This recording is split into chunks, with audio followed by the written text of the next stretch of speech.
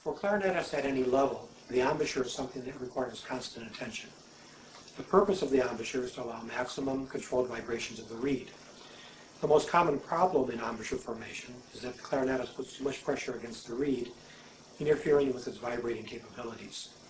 This is caused either by excessive jaw pressure or because the player has allowed the chin muscles to bunch up against the reed. Ultimately, refinement of the embouchure is dictated by the tone produced and the control and flexibility of that tone. This requires a significant amount of individual attention. There are, however, some things that you can check visually to ensure that the proper fundamentals are in place. Check to make sure that the clarinet is very firmly anchored behind the top teeth. I recommend using any of the commercially available mouthpiece patches. This almost always makes the embouchure more stable. There should be no movement of the mouthpiece when playing. You can check for stability by trying to gently move the barrel from side to side while the student is playing.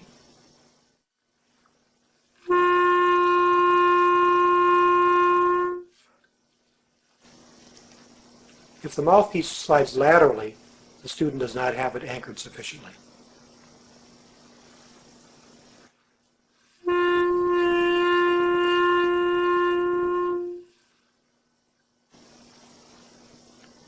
To get a feel for the proper anchoring, it can be useful to have the student insert the mouthpiece in the mouth while holding the barrel in the left hand.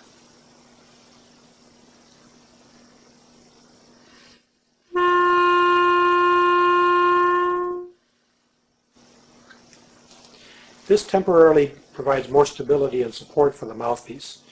In normal playing position, this support needs to come from the upward pressure of the right thumb.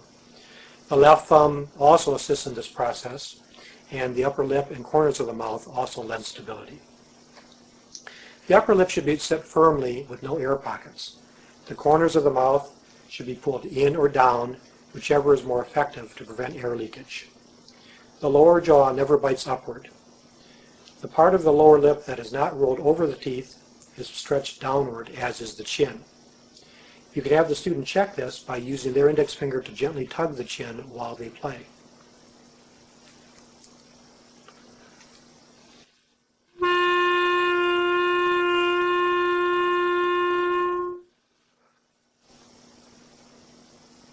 If the student can feel the flesh of the chin give, or if the tone opens up substantially, the chin is not pulled down sufficiently, and further muscle development is required.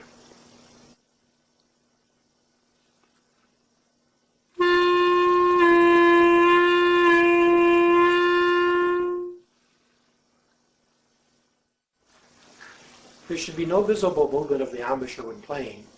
There are only subtle voicing adjustments that are made in the oral cavity.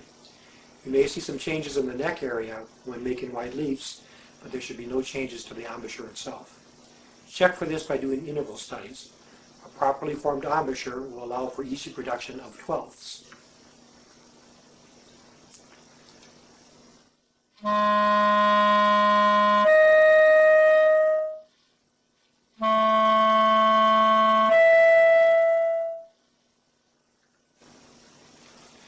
More advanced players should be able to also start to the next registers.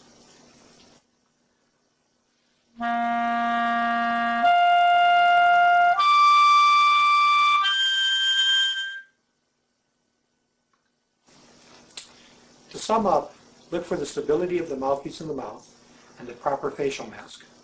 A flat pointed chin, a firm upper lip, and corners of the mouth set to prevent air leakage.